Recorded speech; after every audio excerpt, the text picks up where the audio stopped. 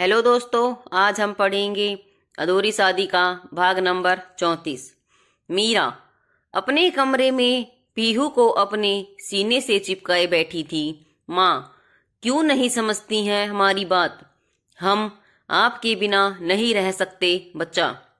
अब आप ही हमारी जिंदगी हो। फिर उसके सर को प्यार से सहलाते हुए उसे बेड पर लिटा दी और खुद भी आंखें बंद करके सोने की कोशिश करने लगी। पर वह सो नहीं पा रही थी। वह उठकर बैठ गई। ये हमें क्या हो गया था? क्यों हम कार्तिक जी के सामने उस समय खुद को संभाल नहीं पाए? नहीं, हम ऐसे कमजोर नहीं पड़ सकते। हम इतनी आसानी से उन्हें माफ नहीं कर सकते। हम कैसे उन बातों को, उन इल्जामों को भूल सकते हैं? वो हर एक शब्द आज भी हमारे कानों में गूंज रहा है। आज भी वो शब्द हमें सोने नहीं देता है। बचपन से लेकर आज तक हमने अपना हर कदम संभाल कर रखा, फिर भी उन्होंने हम पर इतना घटिया इल्जाम लगाया। कभी किसी चीज की ख्वाहिश नहीं की, फिर भी अय्यास होने का घटिया इल्जाम लगाया। आपने हमारा दिल ही नहीं, हमारी आत्मा को भी छलनी कर दिया। फिर अपना आंसू पोंछते हुए बोली, आज के बाद अब हम कभी भी खुद को कमजोर नहीं पड़ने देंगे। अब हमारी दुनिया अलग हो चुकी है। अब हमारी दुनिया बस पीहू से है, बस अपनी बच्ची से। दूसरे दिन मीरा जब ऑफिस पहुंची तो उसे नताशा ने बताया कि रुदर सर उससे बात करना चाहते हैं। मीरा, रुदर सर को हमसे क्या बात करनी है? नताशा, ये तो मुझे नहीं पता। उन्होंने बस इतना बोला कि तुमसे बात करनी है। मीरा, ठीक है, अब जब उनका फोन आए तो बता दीजिएगा हमें। थोड़ी देर बाद नताशा फोन लेकर आई। मीरा, रुदर सर का फोन। मीरा, ओह हाँ, लाइए हमें। मीरा, हेलो सर, कुछ काम था क्या हमसे? रुदर, हे सुपरफास्ट, बिना काम के तुम 2 मिनट बात नहीं कर सकती क्या? मीरा, सर अगर आपने टाइम पास के लिए फ़ोन किया है तो हम फ़ोन रखते हैं, हमें ढेर सारा काम है। रुदर, अरे अगर थोड़ा कम काम कर लोगी तो भी कुछ नहीं होगा। कार्तिक कुछ नहीं कहेगा तुम्हें। मीरा, हम किसी को दिखाने के लिए काम नहीं करते हैं। रुदर, वैसे मिस सुपरफास्ट, मैंने तुम्हें ये बताने के लिए फ़ोन किया था कि मुझे तुम्हारे हस्बैंड का पता चल गया है। मीरा, सर हम पहले भी कह चुके हैं कि हमें किसी भी तरह की पर्सनल बातें करना पसंद नहीं है। रुदर, अरे रुको तो, वैसे कार्तिक बिल्कुल सही कहा था कि तुम हमेशा बम की तरह फटने के लिए तैयार रहती हो। अरे जितना फटना है ना, कार्तिक के सिर पर ही फटो। और हाँ, हो सके तो एक आध मेरी तरफ से भी लगाना। मीरा, मतलब रुदर, मतलब को मारो गोली। साले ने चुपके से शादी भी कर ली और हमें बताया भी नहीं। उसकी वजह से कॉलेज में भी मुझे और विशाल को सिंगल ही रहना पड़ा। मीरा इस पर मुस्कुराते हुए बोली, क्यों, किसी लड़की ने घास नहीं ढाली क्या? रुदर मुंह बनाते हुए बोला, कार्तिक के सामने लड़कियां किसी और को घास तक नहीं ढालती, और ये साला अपनी समवन स्पेशल के चक्कर में किसी के तरफ नजर भी नहीं ढालता। और वो समवन स्पेशल तुम ही हो, ये आज पता चला है। वैसे भी तुम्हारे जैसी स्पेशल के सामने तो सब फीके हैं। मीरा, सर आपको ये सब बातें कार्तिक जी ने बताया है ना? रुदर, हाँ अफकोर्स उसी ने ही बताया है। और हाँ मीरा, मैं तुम दोनों के लिए बहुत खुश हूँ। कार्तिक तुम्हें बहुत प्यार करता है। अच्छा ठीक है, अभी फोन रखता हूँ मैं। तुम अपनी लड़ाई जारी रखना, मैं तुम्हारे तरफ ही हूँ, कहकर उसने फोन कट कर दिया। उसके बाद वह गुस्से से दंदनाते हुए कार्तिक के कैबिन में पहुंची। उसे इस तरह अपने कैबिन में आते देख वह मुस्कुराया। वाह रुदर, मानना पड़ेगा तुम्हें यार, आखिर तुम्हारी ट्रिक काम कर गई। वैसे तो मैं अभी 10 बहाने करके भी इसे बुलाता तो भी ये आने वाली नहीं थी, पर तूने इसे गुस्सा दिलाकर मेरे पास आने के लिए मजबूर कर ही दिया। मीरा, आपको क्या लगता है कि इस तरह से हमारी शादी का ढिंढोरा पीटने से क्या हम आपके पास लौट आएंगे? क्या हम खुद पर आपके द्वारा लगाए गए उन खूबसूरत इल्जामों को भूल पाएंगे? और किस शादी की आप बात कर रहे हैं जिसे आप पहले ही ठुकरा चुके हैं? क्यों कर रहे हैं ऐसा? क्यों वापस आए हैं आप हमारी जिंदगी में? अब इस जिंदगी में आपकी कोई जगह नहीं है। हम अब आगे बढ़ चुके हैं। अब हमारी एक बेटी है पीहू। हमें बस अब उसी के लिए जीना है और अब आपके लिए कोई जगह नहीं है हमारी दुनिया में। गुस्से के कारण उसका पूरा शरीर कांपने लगा था। कार्तिक जल्दी से उसके पास जाकर उसे अपने सीने से लगा लिया। थोड़ी देर बाद जब मीरा शांत हुई तो खुद को उसके बाहों से छुड़ाया। हम कह दे रहे हैं कि हमसे अब दूर ही रहिए। इस पर कार्तिक उसकी ओर पानी का गिलास बढ़ाते हुए बोला, अरे थोड़ी सांस भी तो ले लो। लो पहले पानी पी लो। माही एक ही सांस में पूरी गिलास खत्म कर दी। कार्तिक, ये जो इतना गुस्सा आज दिखा रही हो, इसका आधा भी उस समय दिखाया होता तो शायद मुझे अकल आ जाती, पर नहीं, तुमने तो सीधे सब कुछ छोड़कर निकल जाने का फैसला कर लिया। माही, हमें कुछ नहीं सुनना, हम जा रहे हैं। और हाँ, अगर और किसी को हमारे बारे में पता चला ना, तो हम ये नौकरी छोड़कर चले जाएंगे। कार्तिक मुस्कुराते हुए बोला, वो तो तुम अभी भी छोड़ सकती हो। इनफैक्ट मैं तो कहता हूँ कि तुम ये डिजाइनर की जॉब ही छोड़ दो। भला अपनी ही कंपनी में कोई नौकरी करता है क्या? रुदर के आने तक उसकी ये कुर्सी तुम संभालो, मैं भी थोड़ा रेस्ट ले लूंगा। 3.5 साल से लगातार काम ही तो किए जा रहा हूँ, काफी थक भी चुका हूँ। अंगड़ाई लेते हुए बोला, इस तरह से बोला मानो वह कितना ज्यादा थक चुका हो। माही इस पर चिढ़ते हुए बोली, आपको जो सोचना है सोचो, जो करना है करो, हम अब और यहाँ नहीं रह सकते, हम जा रहे हैं। कार्तिक अब सोच में पड़ गया, ओह कहीं ये सचमुच में न चली जाए। और फिर वह बोला, ठीक है चली जाओ, मैं भी डैड को फोन करके बोल देता हूँ कि उनकी लाडली की वजह से उनकी ये कंपनी डूबने वाली है। इस पर माही उलझी हुई नजरों से उसकी ओर देखी तो वह तुरंत बोला, ऐसे क्यों देख रही हो? मैं झूठ नहीं बोल रहा, आधी से ज्यादा डीले तो तुम्हारे डिजाइन के साथ ही हैं। अब अगर तुम नहीं रहोगी तो वे सारे क्लाइंट तो इस डील से अपना हाथ खींच ही लेंगे।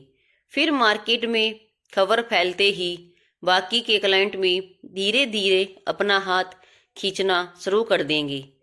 फिर तो कंपनी बंद हो ही जाएगी। यह सुनकर माही का गुस्सा ठंडा पड़ने लगा।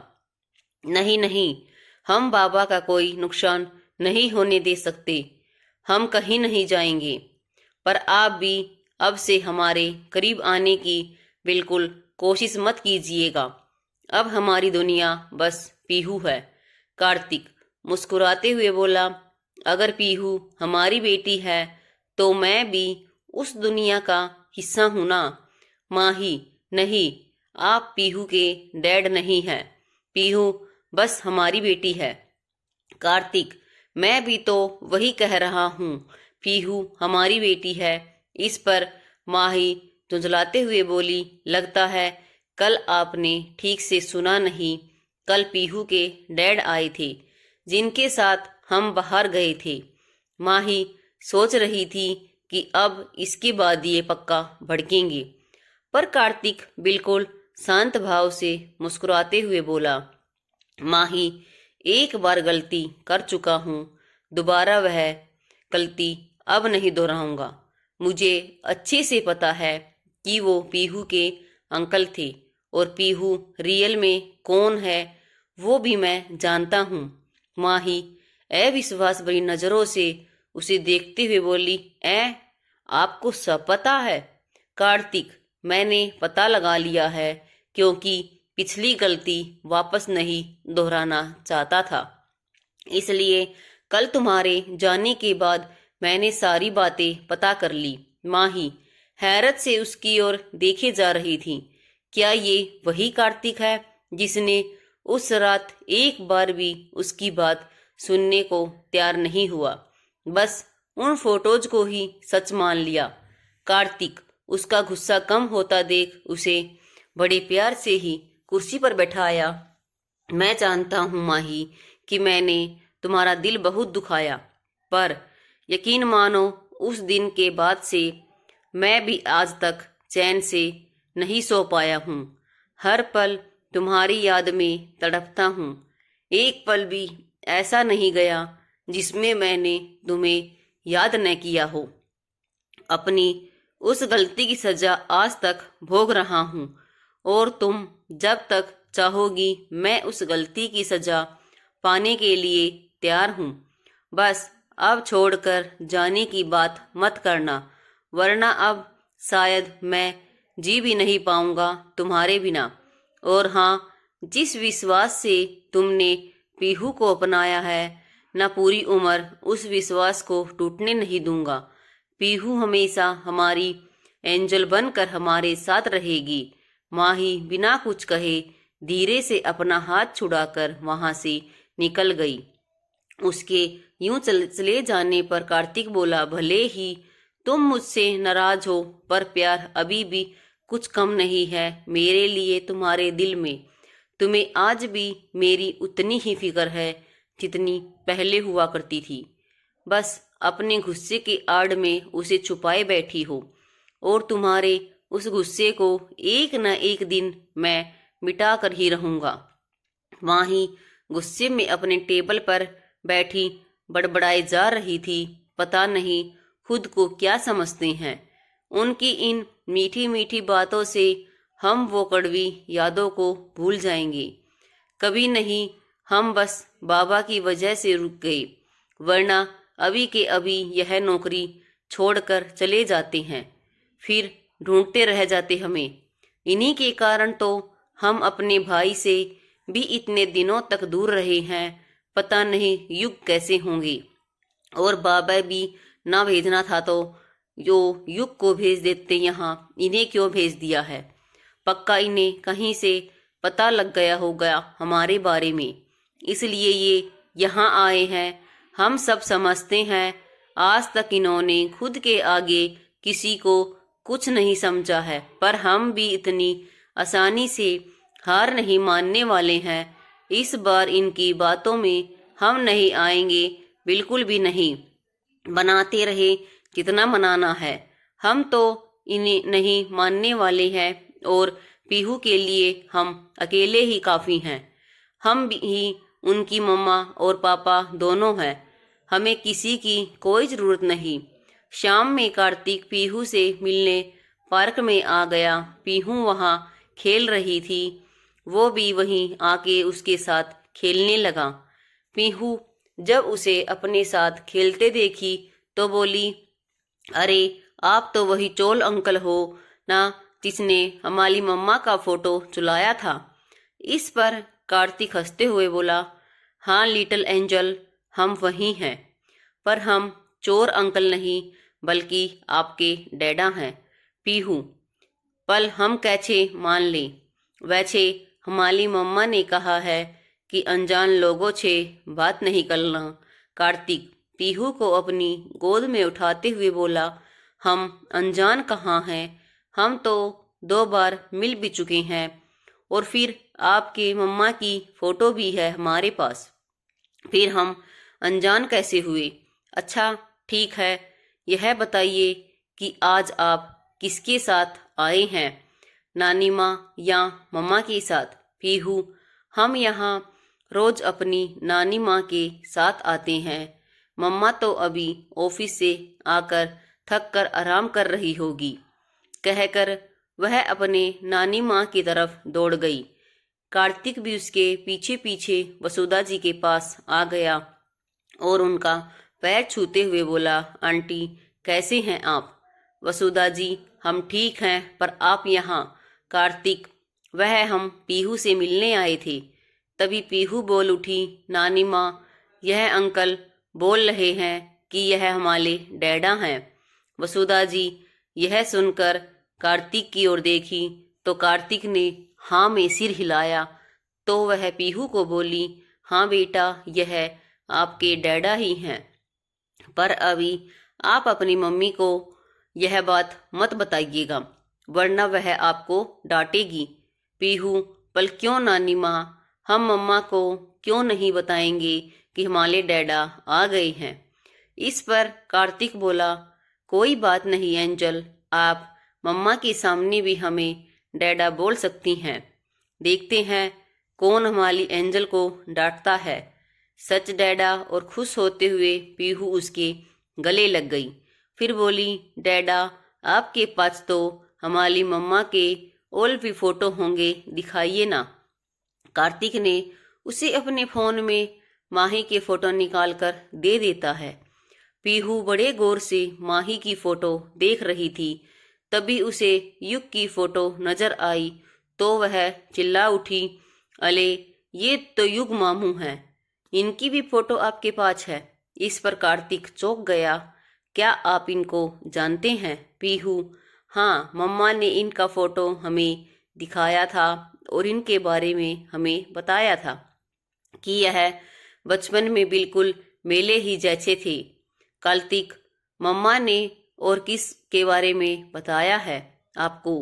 पीहू, मम्मा ने हमें दादू दादी और लिया आंटी के बारे में बताया है। पल किसी से हमें बात भी नहीं करवाती, ना ही हमें मिलवाती है। कार्तिक, आपकी मम्मा ने और किसी के बारे में नहीं बताया आपको? इस पर पीहू सोचते हुए बोली, हाँ, उन्होंने हमें एक अकलू अंकल के बारे में बताया, पर उनकी फोटो नहीं दिखाई। आपके पास है उनकी फोटो? कार्तिक मन ही मन सोचा, वाह माही वाह, सबको दादा दादी मामू सब कुछ बना दी और मुझे बनाई अकड़ू अंकल। पहले मना तो लूं, फिर इसका हिसाब लूंगा। हूँ अकड़ू अंकल। वह सोचते सोचते ही मुंह बनाने लगा तो पीहू बोली, बताइए ना डैडा, आपके पास अकलू अंकल की फोटो है? कार्तिक इस हंसते हुए बोला, एंजल, अब आपकी मम्मा ही आपको उस अंकल की फोटो दिखाएंगी। आगे की कहानी के लिए आपको अगला भाग देखना पड़ेगा। वीडियो देखने के लिए आप सभी का दिल से तहे धन्यवाद।